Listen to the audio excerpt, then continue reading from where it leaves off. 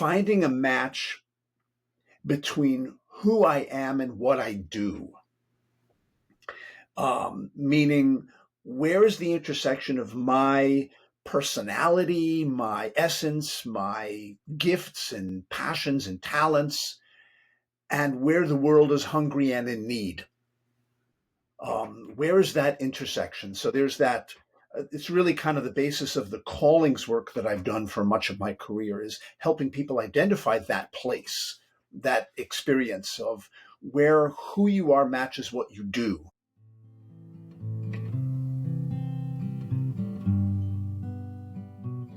Hello, everyone. Welcome to the Reflections on Living Well podcast, where we explore perspectives on the good life in the 21st century. I am your host, Broderick. I hope you enjoy this conversation.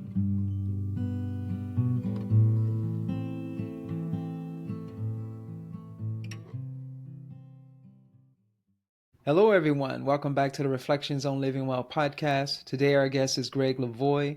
Gregg is the author of Vital Signs, The Nature and Nurture of Passion, and the bestseller Callings, Finding and Following an Authentic Life, rated among the top 20 career publications by the Workforce Information Group. He is also the former behavioral specialist at USA Today and a regular blogger for Psychology Today. As a speaker, he has keynoted at the American Counseling Association Conference, National Career Development Association Conference, National Conference on Positive Aging, Smithsonian Institution, Microsoft, and others, and has appeared on ABC TV, CNN, NPR, and PBS. A former adjunct professor of journalism at the University of New Mexico and former columnist and reporter for USA Today and the Cincinnati Enquirer, he has written for the New York Times Magazine, Washington Post, Omni, Reader's Digest, and others. As of last year, he's been leaning into the challenges and opportunities of retirement, which he describes as an acquired taste. How are you, Gregg? I'm doing great. Slowly acquiring that taste. I see.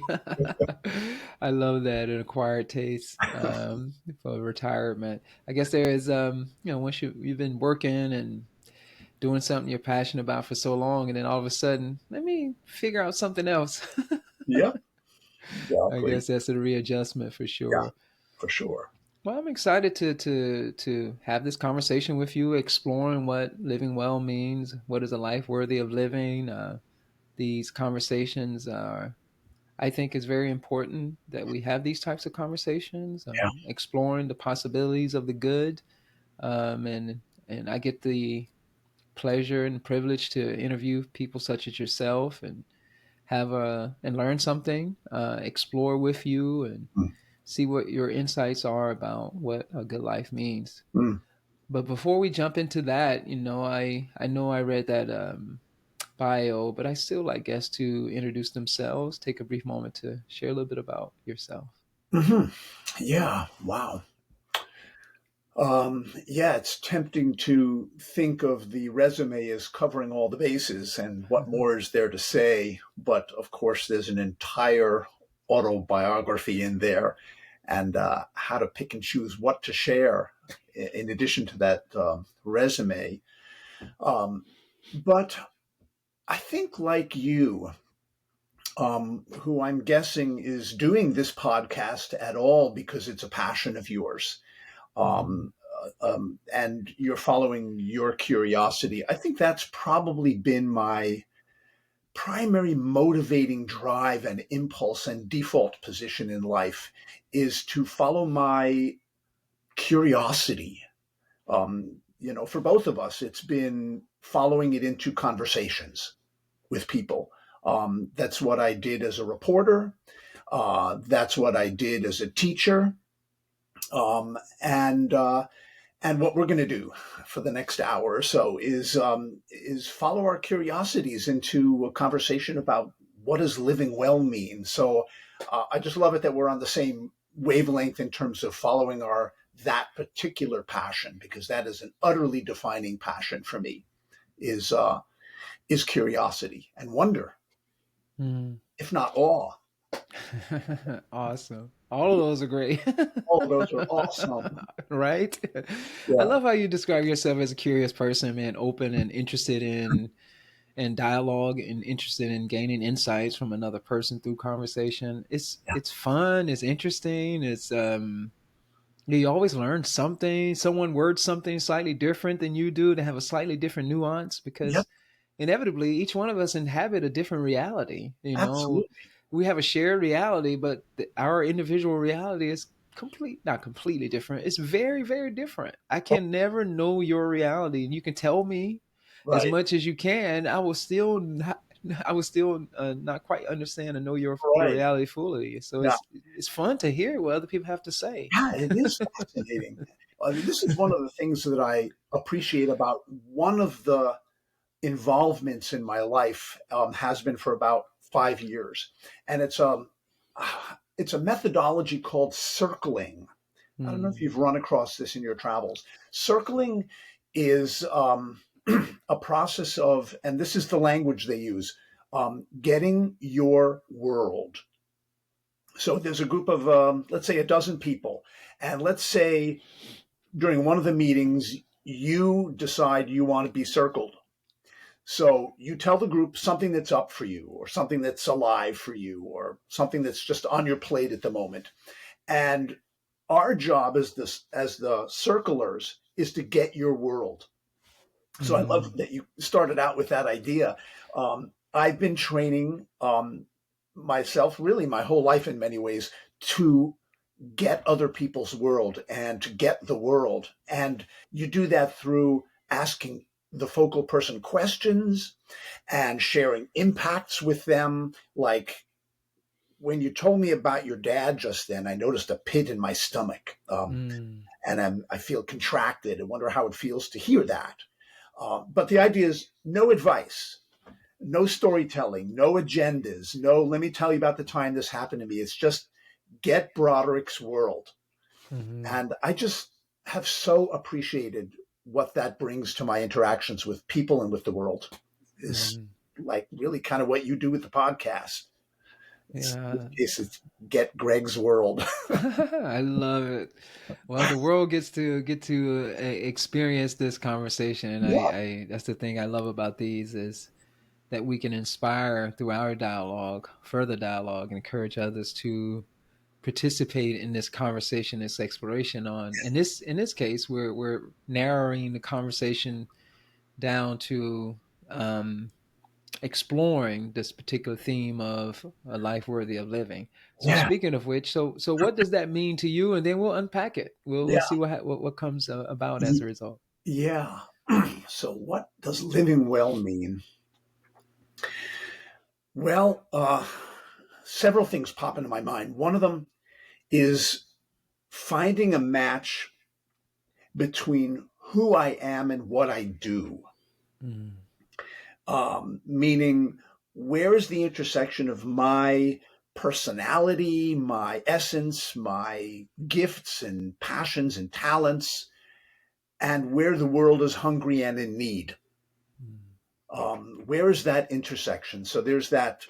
It's really kind of the basis of the callings work that I've done for much of my career is helping people identify that place, that experience of where who you are matches what you do.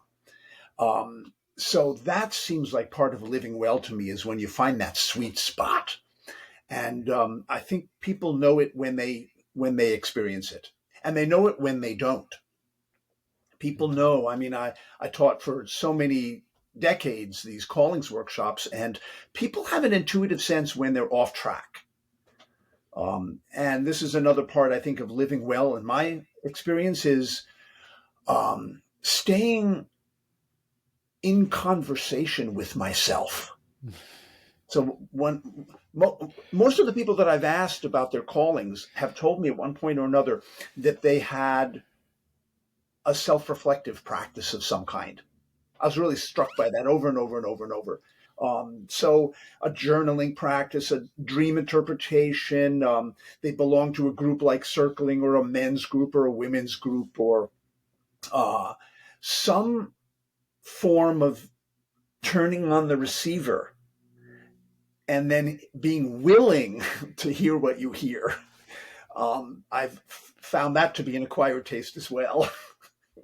what my marching orders are, and I'm not just talking about the um, sort of the big burning bush calls. I don't think most people get them that way anyway. I mean the little calls that kind of constantly blipping across the screen of our lives, of my life.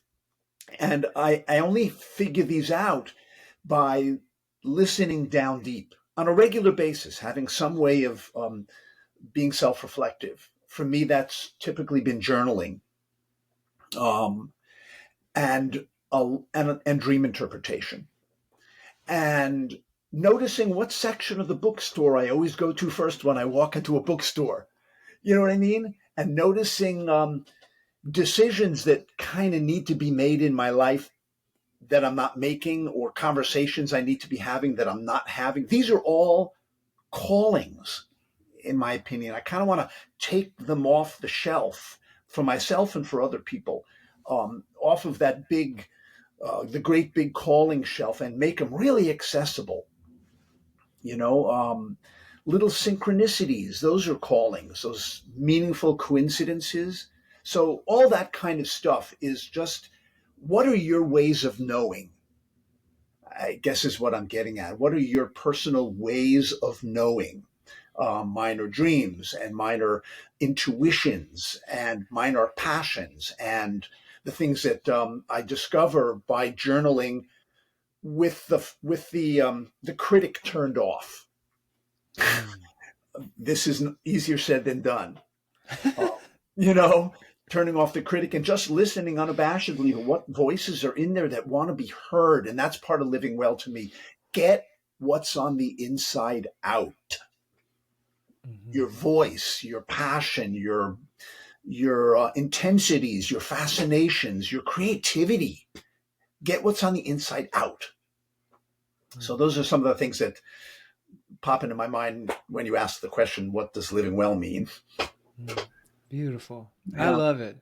I love all of that because I think you're striking at the core there of how do we know what living well means for ourselves is that what you're speaking of, that process of discovery, that process of exploration of ourselves. I love that, having a consistent conversation with ourselves, Yeah. exploring, getting to know ourselves, and as we get to know ourselves, we can find out what um what drives us, what moves us, what appeals to us, and those things have Yeah. meaning and significance because that those things gives us some direction on how we show up in the world, how we act, what we Mm, do, yeah. and I feel. Go ahead. Is what moves us. Mm-hmm. I love that. Exactly. There's something so juicy in that.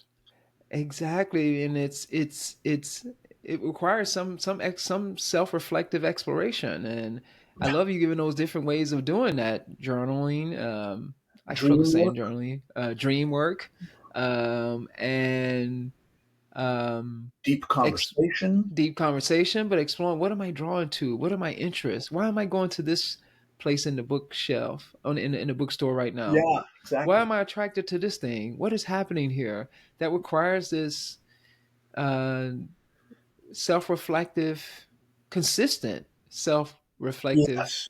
attitude and willingness and openness to be in conversation with ourselves? Right. That's that can be challenging for a Oh, lot of us.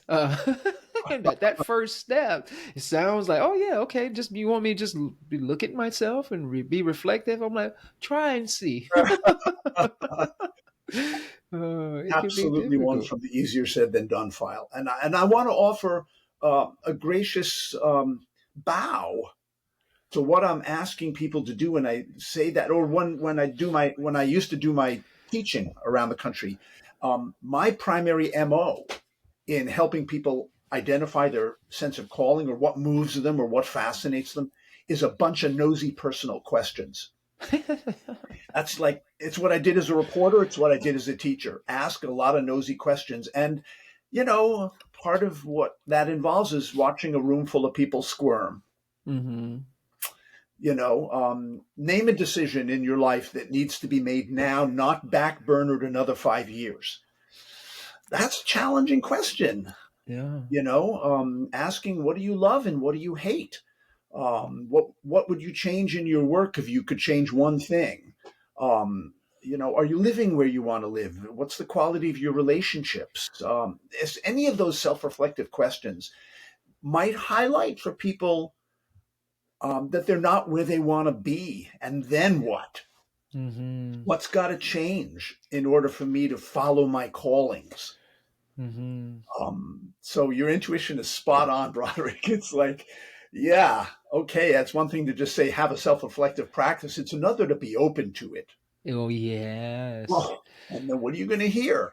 Mm-hmm. You have to be willing. There needs to be some aspiration for self-exploration. And the Yeah, I love that. I love this idea of nosy questions. And I think when we ask those nosy questions of others, but also of ourselves or someone else, that's the good thing to having an interlocutor, having a person that you're engaged in a conversation with, because yeah, someone is trusted, or be it a workshop or whatever it may be, but they ask you those nosy questions. That's what a good therapist does.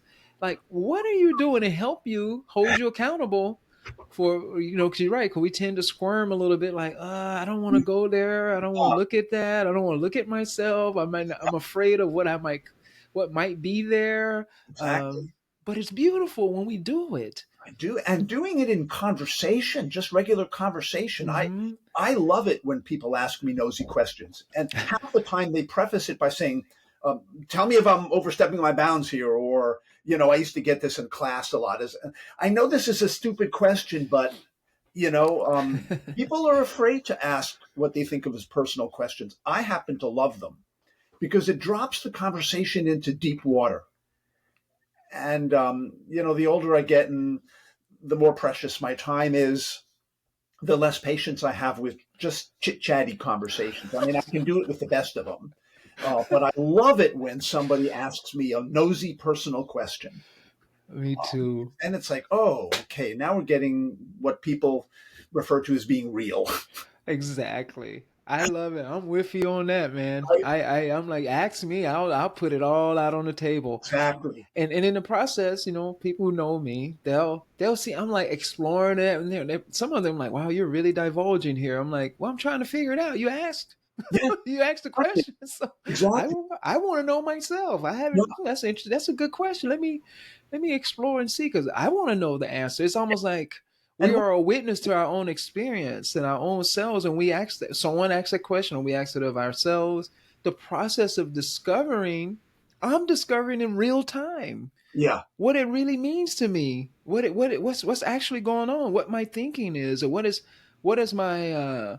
um my program that I'm operating by. story. I'm discovering it. So that's why it's great to ask questions. Yeah. Nosy, I'm gonna stick with nosy questions. I love it. So what do people mean too when they say, "Wow, you're divulging a lot"? Um, I think in parentheses I hear it's scary to be vulnerable. Mm-hmm. Yeah. I'm glad you're going first.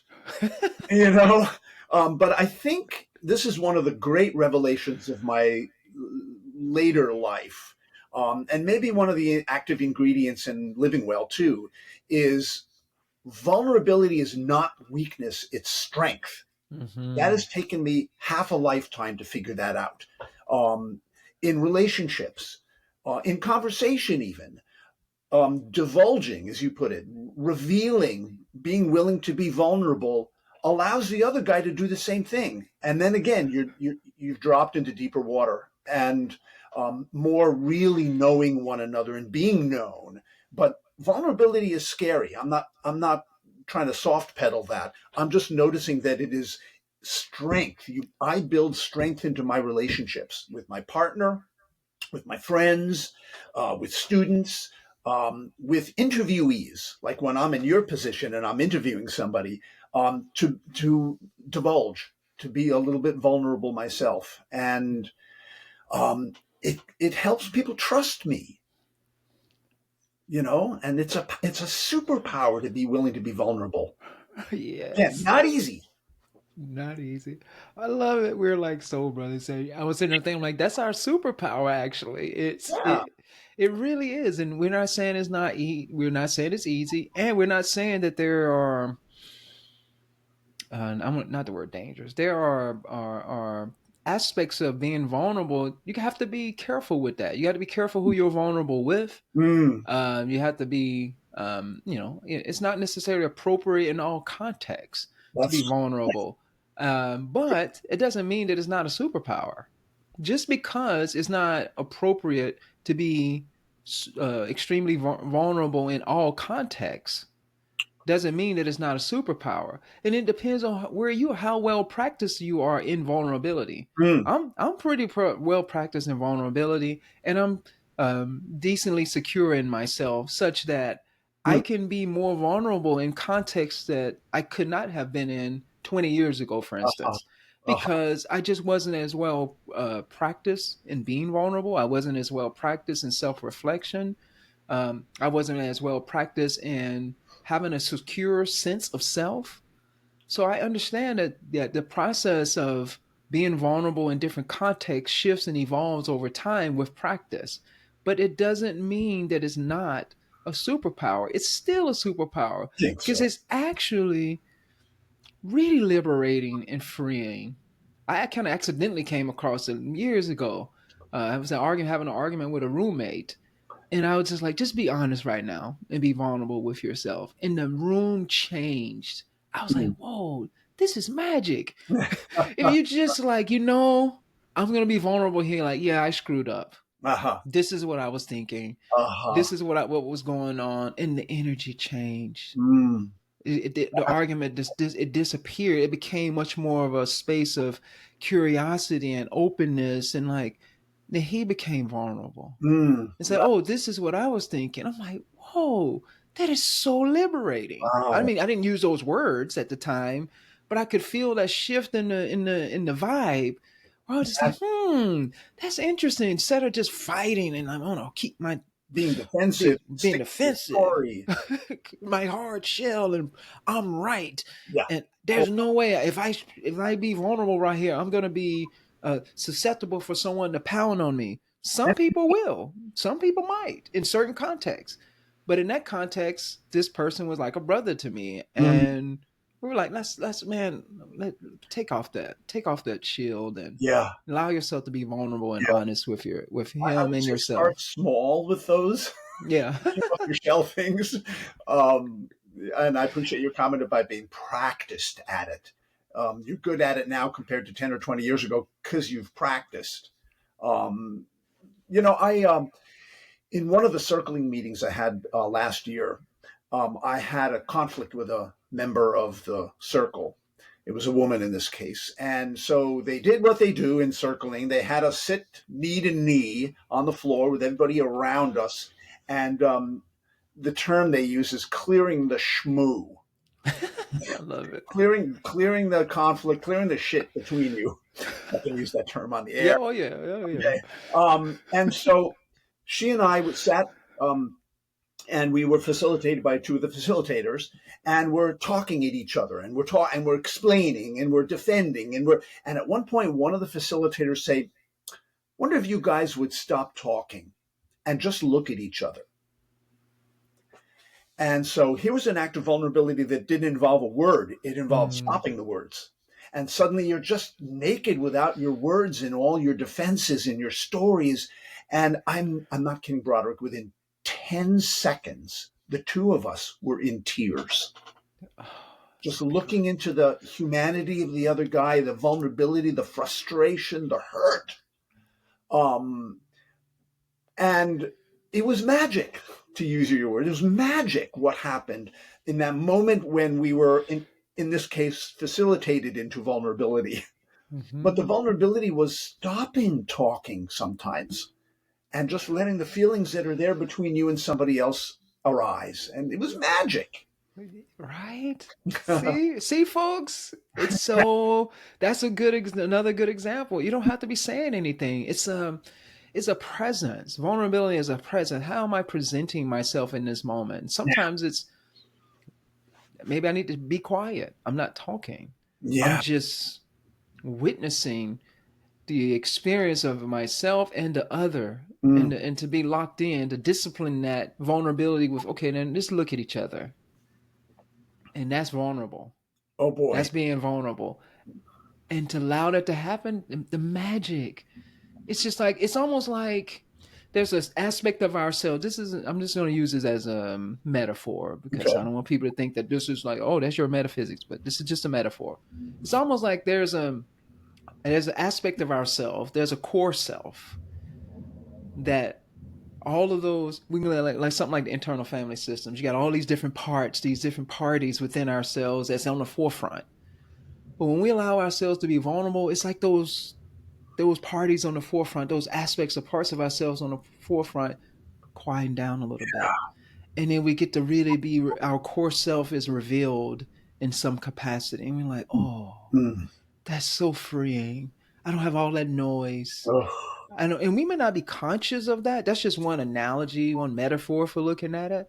But it's like our true self is revealed, a more truer self, a more expansive, liberated self is mm. revealed in those moments. Now, again, please be careful. There are crazy people in the world that will manipulate and take advantage of your vulnerability. There are genuine psychopaths out there who do that. Yeah. So we're, Right. we're we're definitely acknowledging that. Again, it's still a superpower. It's Yeah. just that Yeah. don't do it around a psychopath. Yeah. Or Uh, even for that matter, if when I'm in conflict with like my partner and I get to that place of vulnerability maybe before she does, um, and I apologize, doesn't mean she's going to follow suit. He may yes. not be ready to do that yet, or she may still be, or I might be, if she apologizes, we're stuck in my story and I'm not ready to let it go yet.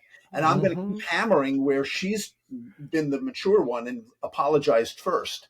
So you might run into that. This is not a psychopathic situation. This is just a plain old human relationship 101 stuff. It's Yeah. like just because you're ready to be vulnerable doesn't mean the other guy's ready yet. Hmm. And maybe the best thing to do to come back to the kind of essence I think you're talking about is time out. Hmm. Just take 20 minutes, take a half an hour, take an hour just to re regulate yourself and maybe let that essential voice come up and be heard from all the other argumentative voices. So, again, under the heading of be careful, you know, with the vulnerability. But, one other thing I want to share since we're on this topic Yeah, is, absolutely. and maybe this is part of the answer to your question about living well, is having an ongoing relationship with my own shadow and Hmm. my own sufferings. By shadow, I mean the parts of myself I push away and have pushed away my whole life, or my culture pushes away, or my gender pushes away. You know, the answer to the question, real men do what, or whatever. So, but and just for the record, shadow doesn't necessarily mean bad stuff, dark stuff Hmm. like anger. It can also mean your creativity is in the shadow bag. Yeah. So but there's something about, um, in a sense, it's almost like being vulnerable to my shadow, being willing to be in conversation with it and acknowledge its existence, and um, ideally even love it. I mean, that's like a AP class. Right. Shadow. It's like first I'll just like acknowledge it exists. That's just like basic. Loving it is out there somewhere. It's a graduate class, but Right. acknowledging its existence and being willing to be in conversation with it, in dialogue. And I've literally done this, like in my dreams, when somebody is chasing me, that's typically a shadow character. Um, and when the next morning when I'm, working on the dream, I will literally on the page type out a conversation between me and the pursuer. Who are you? What's under your trench coat? Why are you chasing me? What's the message you have for me? Um, so just striking up a dialogue with these parts of myself has been a really important part of just navigating life with a little bit more grace. because shadow doesn't go away. You can't push it away. You can't drink it down. What was this Mexican poet I ran across years ago named Jose Frias? He said, I tried to drown my sorrows with drink, but the damn things learned how to swim. I love it. That's That's so like good. shadow all over the place. Right? Yeah, I'm glad you brought that up too, because it's the vulnerability is not just with an external person. It's the vulnerability is with ourselves. Oh, yeah. We are like one way of looking at ourselves. We are a multiplicity of voices. Yeah. And is there an essential voice there? I think so. Mm. Is there a core voice there, or there's something there that kind of shines through all of those different voices? Mm. Absolutely. And to be vulnerable to all of those different voices, or to be vulnerable with those aspects of ourselves, our subconscious mind that we lack awareness about, Yeah. man, that can be challenging, because I think when we understand that what lies in the shadow is there for a reason. Yep. You can't not have a shadow, because imagine if we were uh, everything was on the forefront of our conscious mind. We can't function that way. Mm. Evolution, we're not evolved to handle the process, all this information at once, all the time. So Yeah. we have to have some automatic mechanisms in place, and a lot of those automatic mechanisms are in the shadow. And it's not they're not all good and they're not all bad. Yeah. It's Yeah. just In order to go on a hunt, you had to temporarily suppress your fear. In order to exactly. climb up on a stage and talk to a room full of people, you got to temporarily suppress your fear. That's like positive repression, positive shadow. You got to push it a little bit out of the way. But when it comes to like your essential voice, and you grew up with voices that said, "Don't be yourself. Don't think like that." Mm-hmm. We don't do that in our family. And sit up straight, by the way, and fix your tie. You Mm-hmm. know, don't be too loud. Don't be too opinionated. All of this goes in the shadow. Yep. And then later in life, we got to try to haul it out again. And it's a project. It's a project, a lifelong project too. Yeah. But is it a beautiful, magical journey? And I think I love how you are what's the word? Are you are suggesting that this is an important aspect of what it means to live well, to live to live a good life is to have the capacity to be vulnerable, have a capacity to open ourselves up to ourselves and others. Know thyself. It's so that's where it starts to me. Is like it starts with me looking at myself. Who the hell am I? Yeah. Where did I get all this from? These ideas that I have about myself. In Mm, order for me to do that, I have to go dig into the shadow. I have to, absolutely. I have to go and like, okay, where is this coming from? Why do I think this is Yeah. important? Yeah. Why do I like this? Why do I not like this? Mm, Something is I'm attracted to doing this thing. Something in me is compelling me to do it, but there's this voice that's saying, "Don't you dare! yep. Don't you dare!" What's stopping me from doing it? Yeah. Why? Yeah. This thing that I'm compelled to feels good. It feels right. It feels like a calling, Mm, but something is stopping me from doing it. yeah. What is in my shadow, in my programming, that is stopping me from pursuing something that is I feel Yeah. like my heart is longing for. Mm. It's interesting. I think in order to pursue a life of passion, a life of enthusiasm, um, I've got to confront whatever blocks its expression. Mm-hmm. And I once ran across this fabulous phrase that just took me years to chew on, that heroism could be redefined for the modern era as the ability to hold paradox. In other Hmm. words, to hold two seemingly contrary impulses at the same time. Do it, don't do it. You know, me, others, good and evil, any dualities. To hold the tension between two opposing forces and still just hang on to your cookies. But but to hold them both and not reject one or the other because it's inconvenient. You know, I want to do it, and a voice in me says I shouldn't. Hold them both gently. Frankly, this is appropriate for the political situation we're in this country right now. Tyranny is just described as elevating one principle and suppressing the others. Mm-hmm. Paradox is the cure for that. In my experience, and what I understand of it, is hold them both, us and them, Arab and Israeli, black and white. Hold them both, and let them inform each other. There it again. Let them dialogue with one another. Don't stuff one or the other of them in the bag just because you think, or in the closet because you think it's going to help you get rid of the tension. It's not. Um, in my diving into my own psyche, I've realized there is no trash icon in here. You know what I mean? I can't cancel clear. I can't delete this stuff. Whatever I push down is going to come up someplace else in the system. Yeah. Body symptoms, nightmares, conflicts with people out in the world. And I think it's them and it's not. Mm-hmm. And this is a tough sell even to myself, is to learn this skill of holding paradox.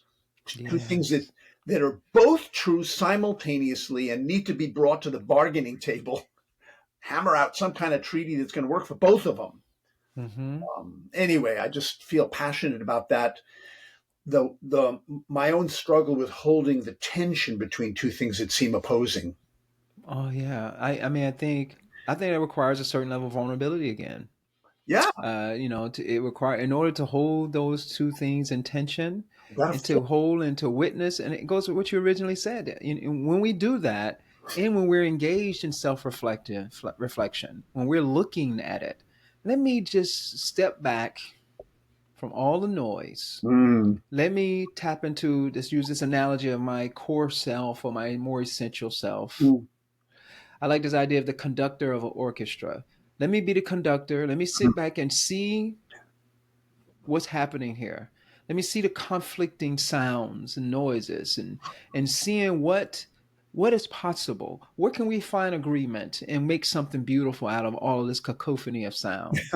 And I think that we have to do what you said in the beginning. We have to be able to sit in the seat of the witness, mm, to sit in the seat of the observer, engage our reason or our capacity to want to understand. So we have to have that agency again. That's yeah. this desire, to say, okay, I'm looking at all of this noise. Let me see it. They appeared apparently conflicting. Where can I find a common theme Mm, to make something beautiful out of this? yep. And I think it requires what you're saying. It requires to be in a certain level of vulnerability on all parties involved. Yeah. Certain aspects of myself, for instance.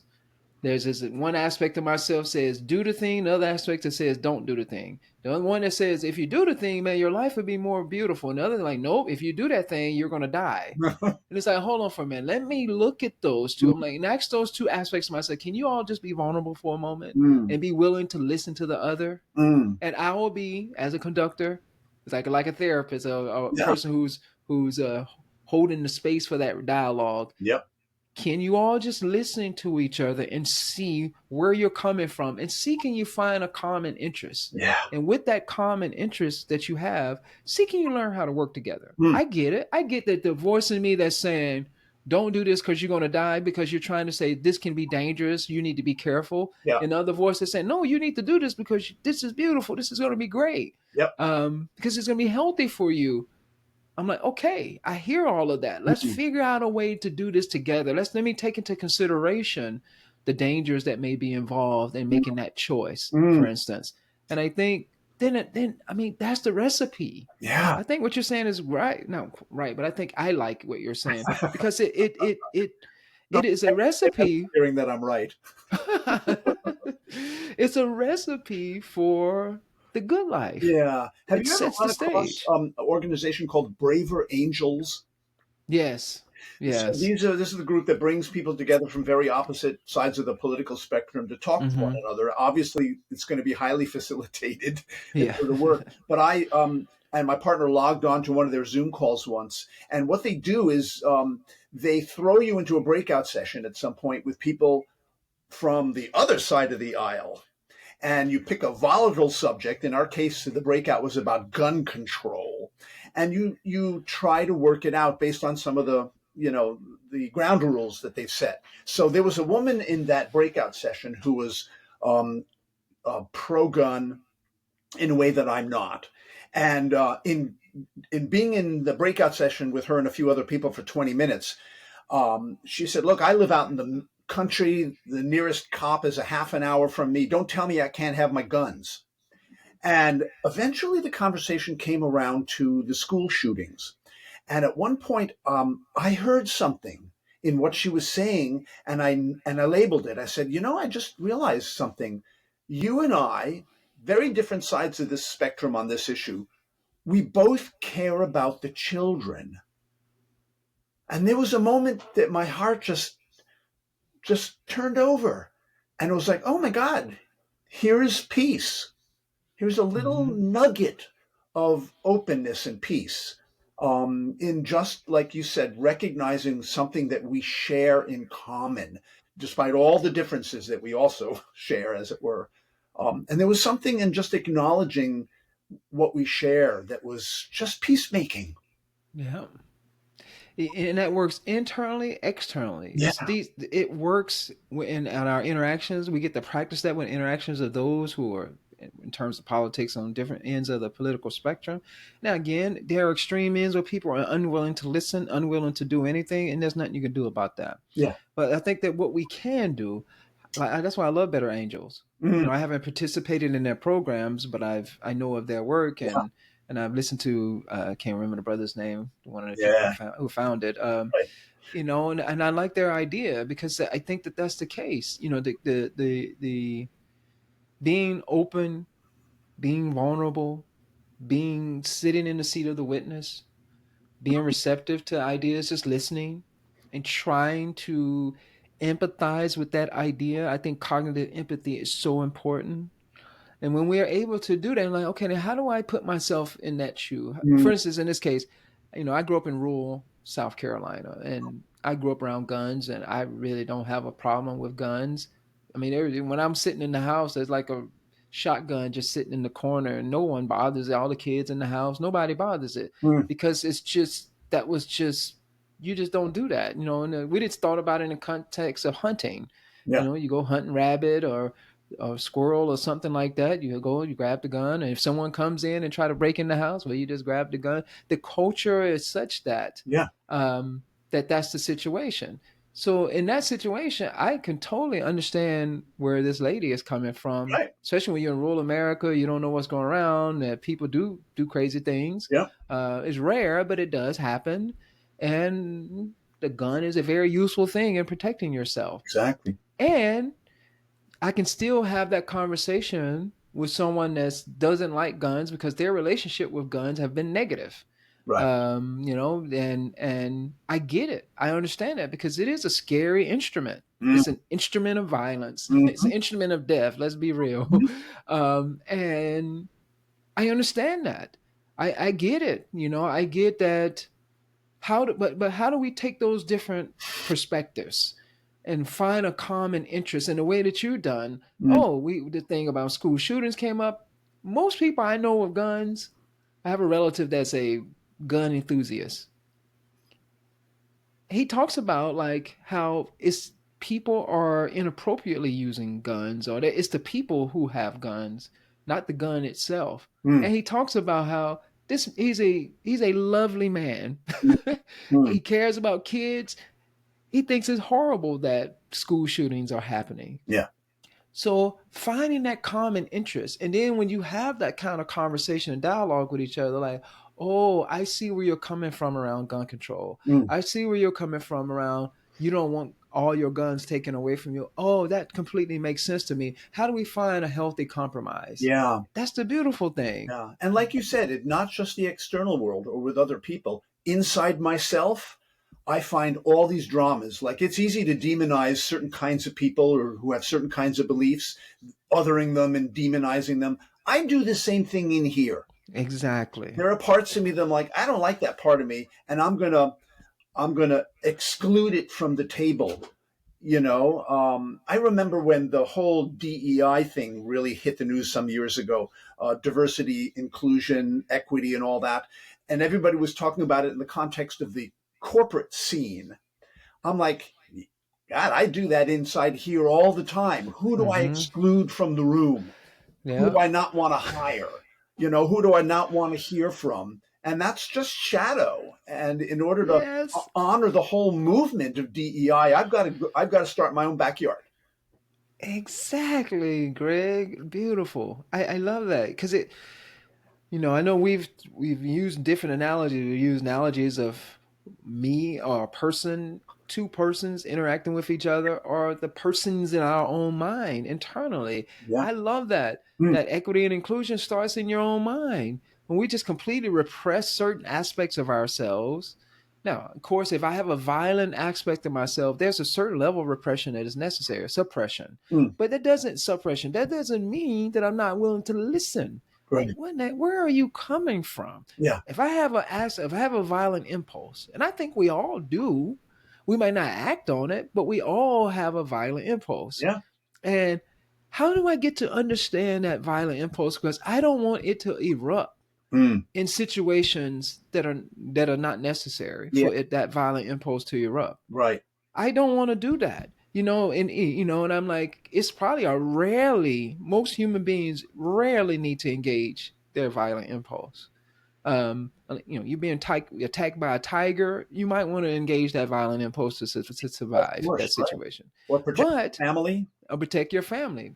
So it's good to get to know it. Yeah. Like, where are you coming from? Like, hey, man, I feel like that part of me is like, man, I'm just trying to protect you because the world is dangerous. I hear that. You're right. Mm, There is a mm, lot of danger in the mm, world, but not all of the world is not danger. yeah. I have. But there is some danger in the world. Oh, okay, I get it. We Yeah. cool. There we you don't. go. We don't. Yeah. I can integrate you. Yeah. I can integrate you into my being. Right. I think one Great. of the things that I integrated one of these voices in myself that I think could be construed as a voice of violence is the inner critic, Mm-hmm. who can be mean, nasty, brutish, and so one of the dialogues I've had repeatedly throughout the course of my life is with the inner critic. And one of the things I discovered in talking to him is, hey man, I'm just trying to protect you from failing or looking like an idiot. And I'm like, the inner critic is a protector voice? Right. That's a new one. I just think of him as an inner enemy, and suppress him at every turn and counter him at every turn and head him off at the pass. No, that is actually not the way to deal with him. Engage him in conversation and find out, you're trying to protect me. So then I come up with well, shit, thank you, Exactly. I guess. Exactly. And they're like, oh, let's work together now. Yes, Let's work together now. Okay, we don't have to fight each other. right. Because if we fight each other, there's no way I'm going to have peace. Yeah, It's just not. It's impossible to have peace when I'm constantly at war with with myself. myself, no less people in the outer Exactly. world. Exactly. Right. A lot of the violence that we see in the world is two people intentionally perpetuating violence towards each other. Let's just use that as an example. Those two folks are probably having a violent conflicts within themselves, very highly likely. Yep. And then they're projecting that onto the external world. And then they come into contact with each other. Yep. And there it is. Violence ensues as a World in result its of that. present shocking condition. Exactly. Yeah. A big piece of this, I think, I don't know, let me know what you think about this. I know in like the Indian tradition, and I think it's in the Western tradition as well, but in the Indian tradition, there's a significant interest or there's a weighted importance on dharma, a weighted importance on, let's reduce it and probably oversimplification on, everyone has their duty, their calling, their vocation. Mm, And there's this emphasis on, it's your responsibility to find out what your duty is and you do your duty. mm, In the Bhagavad Gita and Krishna and Arjuna, and Krishna is challenging Arjuna to do your duty. I know this is painful for you to go out and fight to your go to family war. members to this war, Now, and let's look at this just metaphorically. Yeah. But the thing is, your dharma, your duty. I think your vocation, your calling, it is, and I really believe this. It is our duty Mm, to find our calling. And you said in the beginning about gifts, to find our calling and bring our gifts and talents to the world. yeah. That is important. Not a calling that's been, say, dictated by a caste system, Right. but a calling that you discovering, using what you're saying, doing what you were saying from the beginning, is discovering what your calling is and then going out and act. I think it's our responsibility Mm. and our duty to do so, not just for ourselves, but for the world. What's your thoughts on Ooh, that? that's a beautiful question. Uh, I agree. Especially it. So I'm gonna go word geek here. Responsibility. You've probably heard this. The ability to respond. My Mm, response ability, meaning mm, to respond to the gift once I've mm-hmm, identified it. And I think most people know their gifts, even if they deny them. At some level, we know what our gifts and talents and passions and enthusiasms are. And there's a word that fits into the concept of Dharma, and what you're talking about is enthusiasm. I looked that baby up once. En theos means the God within. mm-hmm. To whatever degree you believe in the God within, or divinity, or sacredness within, um, perhaps it's our responsibility to respond to that God or goddess. So entheos means the God within. By finding and acting on your enthusiasms, by definition, literally definition, you are honoring God. You are honoring the divinity within you and within each of us. And so I think we need to respond to our abilities and act on them in some way, a yes rather than a no. Okay, so I do a lot of those callings workshops, a lot of no's in the room, and I know them. I've been there myself. In fact, Joseph Campbell, Joseph Campbell, he gave Oh us the yeah. hero's journey template and the bumper sticker, follow your bliss. Mm-hmm. He said, where's my train of thought? Um, oh, I sometimes do that. I go one digression too many, and then I lose my train of thought. Beautiful, all good. So, yeah, I lost that one. Anyway, study Joseph Campbell. He's wonderful. But I just think that it's important that we honor the calls that we feel, honor the passions that we know are there, and respond to them with a yes rather than a no. I know what it was. Campbell said the first phase of responding to a calling is running from it. That's so true. Jesus says, let this cup pass from me. Abraham says, who, me? I remember reading The Hobbit years ago, and Bilbo Baggins gets the calling from Gandalf the wizard to go on this quest, and he says, "Oh, no, no, no." He says, "I need you to join me on an adventure." And Baggins says, "Oh, no, no, no. We're just plain quiet folk. We have no use for adventures. Nasty, disturbing, uncomfortable things make you late for dinner." And there's Mm-hmm. the no. And so, to whatever degree people are responding to their callings with a no, I think it's important to understand that that's actually phase one of saying yes. Mm-hmm. You've got to resist. And what if your caste system says you can't have that calling? And I use the word caste broadly speaking. What Mm-hmm. if your upbringing, what if the religion you were born into, or even the gender you were born into says you can't do that, or we don't do that? Then you're really up against a no that's external to you, and that's Mm-hmm. ferocious too. But yes, I agree with how you're describing the sense of responsibility. I do. And the world needs our gifts. Doesn't need Mm-hmm. more people to follow the rules. It needs people to break them to some degree. It needs people to say no to systems that suppress people and enslave people and make them feel smaller than they really are. Mm-hmm. Um, as a certain individual in the White House is expert at doing, making people feel small. Mm-hmm. Don't do it. Saying yes to callings is saying, I'm going to be big. I'm going to be my big self. Mm-hmm. I love it. Being responsive to our calling, Yeah. listening to that and being responsive. Yeah, I love it. I think, yeah, we see this in the external role. We see how, in our interactions with each other is that when we don't bring our gifts and talents, there's stagnation, and there are problems where we want to create a fictitious world Mm. where everyone is stuck in a box. There's Yeah. no room for innovation and creativity. And it's so funny, a lot of the Mm. technology that we've advanced in is because a lot of advancement in technology, a lot of advancement in scientific theories, is that there were people who said, "No, I'm going to break out of this box. Mm. I'm going to think outside the box."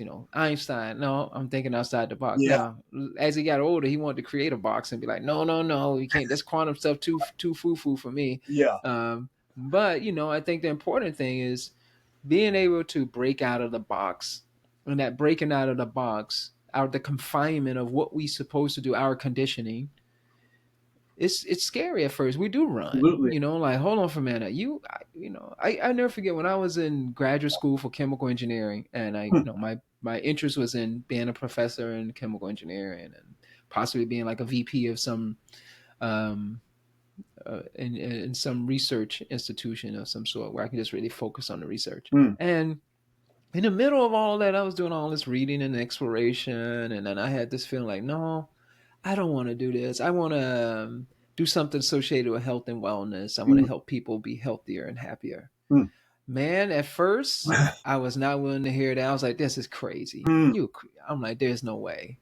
But I kept at it. I did run from it at first, and I'm so glad that I kept staying there and trying to understand it and like, where's this coming from? There's this impulse, Yeah. and it has led me to where I am today. There things I sacrificed and gave up to be here where I'm at. Oh, absolutely. God, yeah.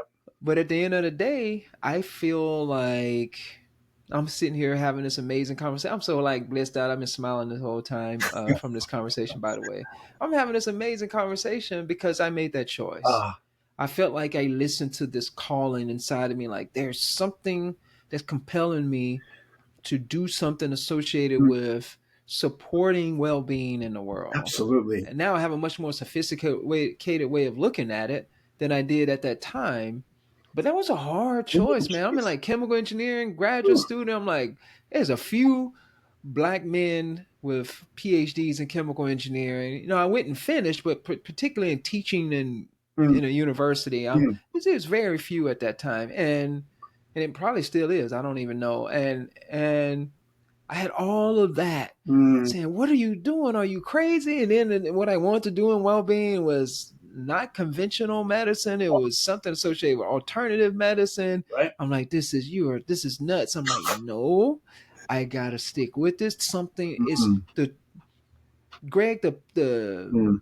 that impulse was so strong Oh, that it overcame my resistance. wow. And I'm like grateful for it. Like Mm. that impulse, it had to be that Mm. strong for me to make that Wow. switch And what like you're that. highlighting is something really essential, I think, to living well and honoring callings, is that they all have their sacrifice, Oh no matter yeah, what oh it yeah. is. They all have sacrifice involved. What are you willing to let go of to come into your authenticity or your power or your sense of yourself? What are you willing to let go of? And you Yep. know what I learned um, is the word sacrifice means to make sacred. Yeah. There's Oh a yeah. reframe that was actually really useful to me in facing the sacrifices that come from deciding to be a writer. This is not exactly a profession designed to reassure your parents Right. or your creditors or whatever. Oh yeah, exactly. But it's like, wow, well, I'm helping to make something sacred by following this call. And I gave up a certain amount of financial security, the approval of my parents, which is not to be underestimated in people's minds. Mm-hmm. Approval. Yeah. But I think you're highlighting a critical piece: is what are you willing to sacrifice to create a sacred life? I love it. And create a sacred life. Yeah, Exactly. whatever that is for And you. yeah. And we need that in the world, I feel. I feel like it's necessary that it's the re-enchantment of the world when we Mm, make our lives sacred. When the more people who make their lives sacred, the more that sacredness is expressed in the world becomes much more enchanted mm, as a result of that. But it requires us doing that, making those hard choices. I mean, it was a hard choice, and I did, mm, quote unquote, give up. But you know what it has done for me? It has humbled me mm, in such a beautiful way. My way of seeing things is much more complex, because I've had to go into that deep place to be like, are you foolish, man? Like, what are you doing? This, I can't believe you're doing this. mm, The voices in my head that I've been conditioned, like, you come from poverty and you come from a poorly educated environment. You have all this education and you're not taking advantage of it. mm. You could be on top of the social uh, what stat. I have lots of social Sure. status and all of this stuff. So these voices in my head when I'm like at a naturopathic medical school, or when I'm like spending 2.5 years, 3 years, working at various yoga centers, cleaning toilets and doing work exchange so I can learn yoga and meditation. Mm, And those voices in the back of my head, like, what are you doing? ah, Are you crazy? mm, I'm like, no, I feel like this is the right thing for me to do.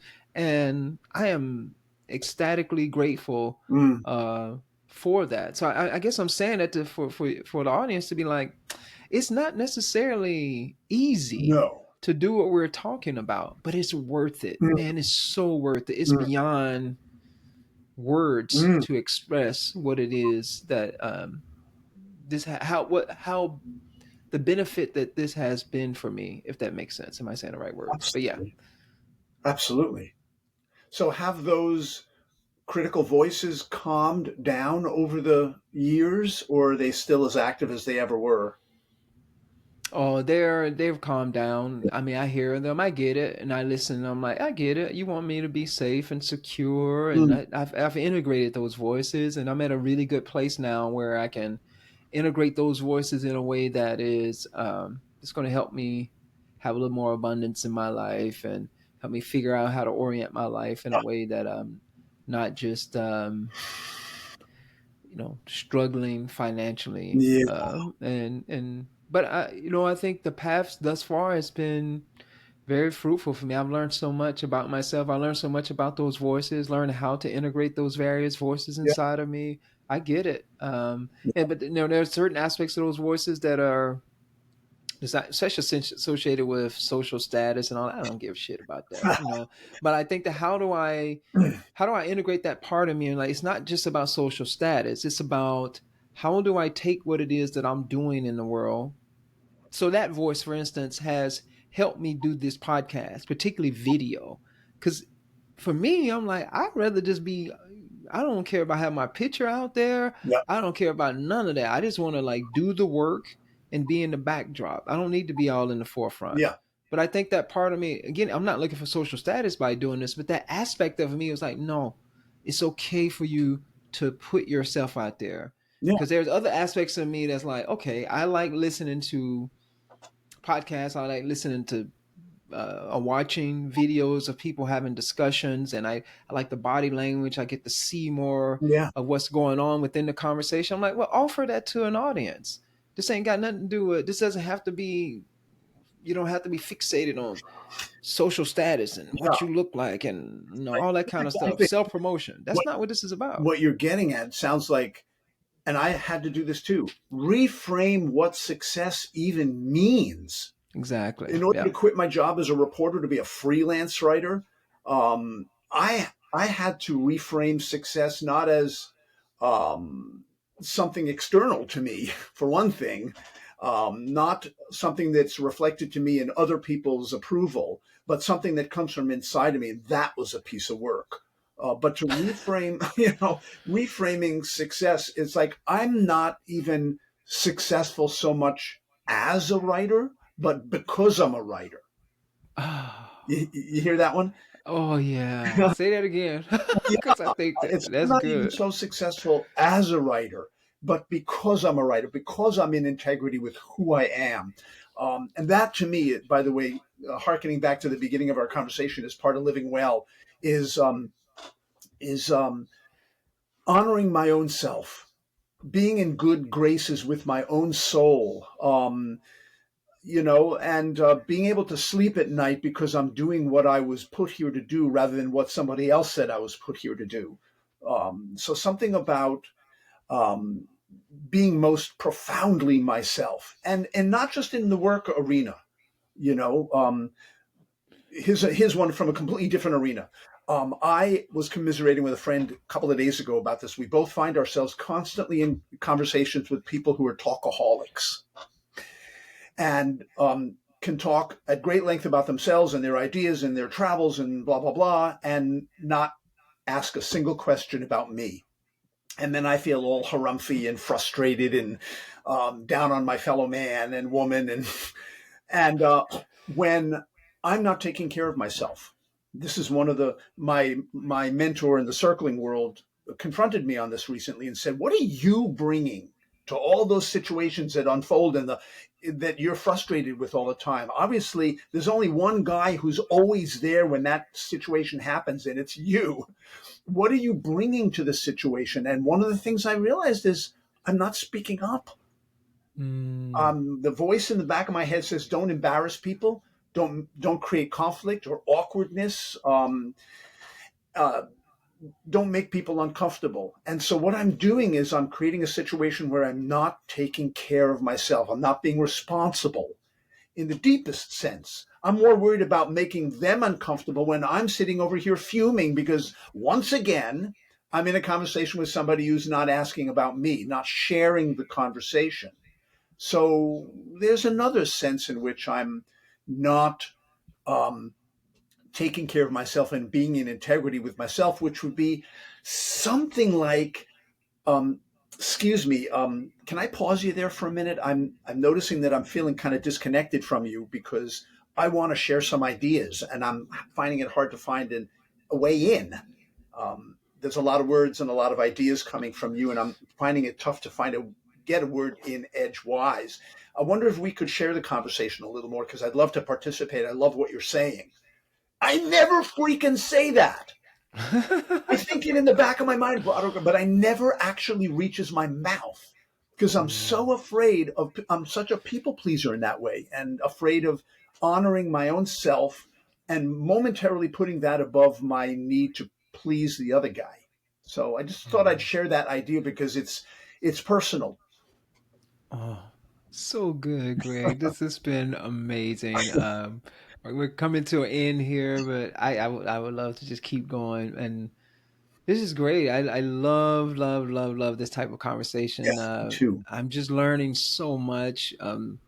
Your passion, your energy, and I love how it all this conversation has come together, being integrity with ourselves, Yeah. all of these parts, these aspects of what a good life means Mhm. starts with ourselves and starts with all the things that we've talked about, the Yep. things that you've brought up, Yep. and being integral with ourselves, being vulnerable with ourselves, being open with ourselves, being self-reflective, and Right. listening to the call, being responsible to the Mhm. call, and sharing our gifts and talents to the world. And man, when we do that, we make the world a beautiful Yep. place.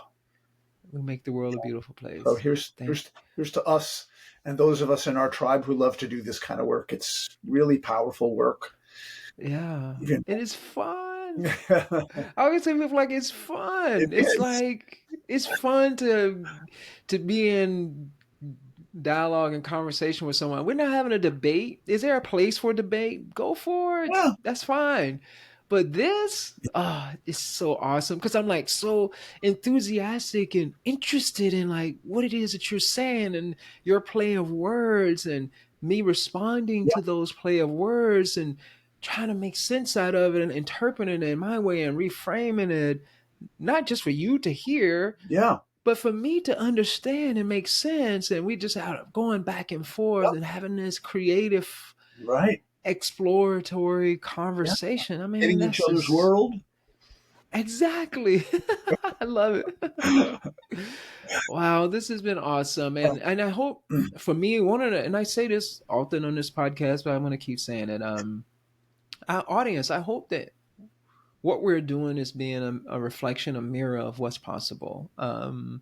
And I hope you vicariously gained something through this conversation that Greg and I just had, or having. I think the conversation never ends. Yeah. And hopefully you're going out and engaging in such conversations, Yeah. deep, profound, potentially profound, or just open, receptive, Yeah. vulnerable So in your next conversations. conversation, try out asking somebody a nosy personal question. Just see what happens. I love the nosy question. I love it. So, are there any final words you'd like to share with the audience before we sign off here? Um,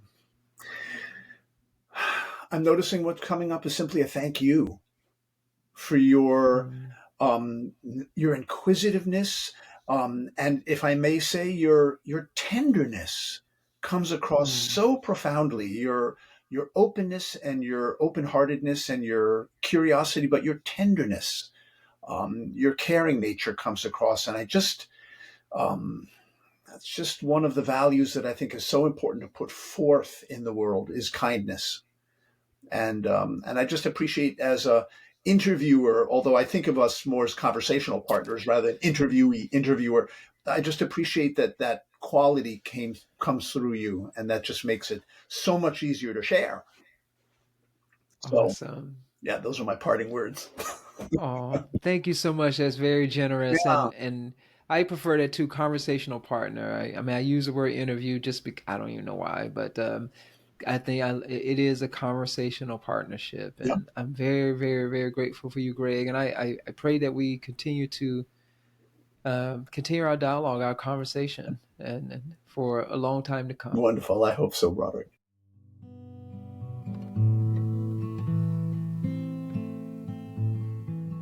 Thank you so much for tuning into the show. I hope this conversation has inspired you to reflect on your own views of the good life.